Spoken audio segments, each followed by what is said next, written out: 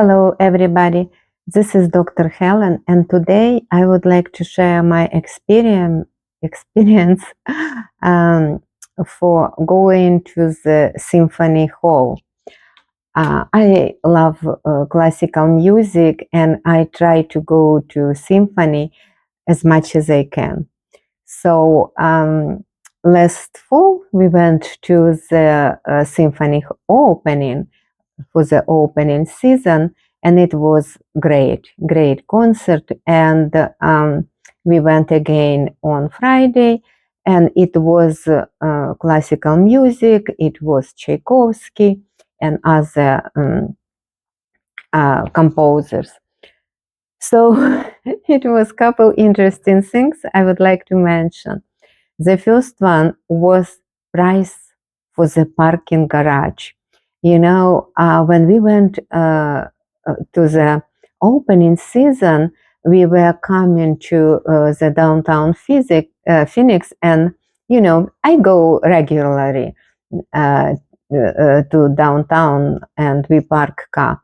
So prices used to be $7, $8, $10. It was like, oh my God. Sometimes you can find a garage with $5 parking, right? Not anymore. So when we were coming, the first garage had signed $20. It was full, right?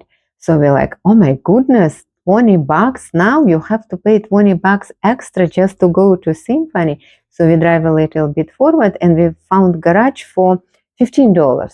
So we were so happy. We parked there. All was good. Guess what? 6 months later, we went to the same symphony hall, and we are driving exactly the same street. And first garage has price for the parking $40. $40 to park for couple hours. They don't charge by hours. They just $40 parking. So we were like very, very upset. So we keep driving forward. And next garage had price $20, which 2 times less, right? So we did not ask questions. So we really go to this garage and did not even look for anything else, because it's ridiculous. It's really something different, right? Anyway, so that's how events started, with prices increasing from fall to spring. And and it was only the first thing. So I am always thinking about probability of meeting someone in unexpected place, right? I consider myself to be a public person. I teach in Phoenix metro area for more than 20 years now, and I can meet my students everywhere, right? So, and they definitely recognize me more often than I recognize them. But so we were sitting in the second row, very good seats. And it was seat number 1, my friend, and I was sitting on seat number 2 in second row from the stage. Guess what? As soon as we sit down, get comfortable, I see my coworker. She came and she looked, and she is talking to my friend, and she said, and she's talking to someone else also, person who sit on seat number 4, and telling, you know what? I'm sorry, sir. I also have ticket for number 4, second row. And he said, I do too. So he shows her his ticket, she shows him his ticket, and they are looking at each other. And she did not even recognize me. Can you believe it? She does not even see me sitting like next to her, staying. And situation was funny, and apparently it was section A and section B. So she was sitting on the seat number 4 in section B, not we were sitting in section A. But my point is, how you can meet coworker? What is coincidence that you will meet coworker on this type of event, and the person will sit also in the second row. So my seat number 2, her seat is number 4. Sometimes I did not see her weeks at the college, but here we are going to Symphony, and she's coming right near. So probability is very interesting things. They say that probability of winning a lottery ticket is very close to 0. I would think in that probability of meet someone like coming really next to you at Symphony Hall is also almost 0. I can understand if we see each other during intermission going around and in the hallways. I can see because people go, a lot of people. But if you sit on your seat and someone is coming right to you, I think it was so funny, and I want to tell you about this. So a lot of interesting things was on this event, and you know what? Also very unexpected for me. I grew up on Tchaikovsky and Khachaturian. They were playing Khachaturian. You know what? When they start playing one of the Tchaikovsky's episodes, I don't know how it happened to me. I just started crying.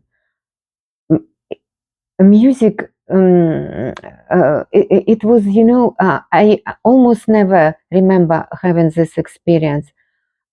It was so touching. It was almost subconscious. As soon as they start playing, tears start coming from my ears. And I see myself as a little girl living back in Kiev in this small Soviet apartment. During Soviet time, almost everybody lived in these small apartments. We had a big family. We lived together, 6 people in 3 rooms, not 3 bedrooms, 3 rooms. Me, my parents, my sister, and my grandparents. And our kitchen had a radio. It was time when people listened to the radio, and I can see this radio on the top of the door. And our kitchen was so small. We had a kitchen table, and it was near the window because if you move it, there's no way to sit or walk through the kitchen. That's how small was kitchen. And on this kitchen table were only 3 people can sit. So we never were able to eat like 6 of us. Even we were little girls with my sister. Parents put us on their laps, but still to get dinner together or breakfast or lunch, we had to pull out this kitchen table to the room and sit together, and we can have a meal together. And my parents are not alive, and I don't even know why. And I still get emotion, and I'm crying, and I still see this little kitchen, little apartment. We had 3 rooms. In one room, I was living and sleeping together with my sister. We were sharing desk to do homeworks. Another room was for my parents. They were sleeping here, and we had a TV. And the third room was where my grandparents both lived. We had 1 toilet and 1 bath. And this is how, and we actually were considered to be lucky because my other friends live even in worse condition. I remember when I was a university student, I was invited to one of new friends' place. They had a room in the dorm, a room. And in this room were living 4 people, husband and wife and 2 kids. They were sharing common kitchen, they were sharing toilet, shower, yes, with 2 little kids. And it was time before Pampers, and people were cooking. They share stoves and everything else. So it was really difficult time for me. And when music started, I started crying and crying and crying. And that's why we need this. I need. I'm talking about myself. That's why I need to go to Symphony Hall, because honestly, I listen this music on my TV, Pandora, and honestly, it does not make the same effect on me that it made when I were with my friends in Symphony Hall. I don't know why. I don't know. It is almost. It was unbelievable. Okay, I don't want to finish on this sad note. I want to tell you something funny. And the conductor was from Venezuela. He was born in Venezuela, but he was American. He American citizen now, and uh, he was so emotional. He had a temper. I actually never seen anything like this in my life. He was also jumping. When he makes this movement, he was like jumping and pushing the orchestra. It was so much fun to watch him. When music was going and he did all this attempt, it was unbelievable. And also the piano guy. He was playing by heart. He was playing piece after the piece by heart. Um, Very, very impressive. Very, very impressive. And he was also emotional, and he was also moved with his hands. Some people just move hands, but this guy moves together with his hands. So it was a little bit funny. And at the end, so it was also funny story. So we came to the garage, and guess what? We had to go from the third floor down, right? Do you know how long it took us? 56 minutes. It's almost an hour to get out of the garage. It was incredible. It was unbelievable. Someone did something stupid and stopped the whole traffic, and people had to suffer and wait that long to get out of the garage. But still, uh, for me, when I go to Symphony Hall or to see a player or to the concert, it's almost like magic happens. That's how I feel. I feel so uplifted after. I think I vibrate on different level. I think I'm cleaner, better, much better person than I was before. And I'm so grateful to my friend who took me to this event, and we are going together. So it is so nice to go and have this experience.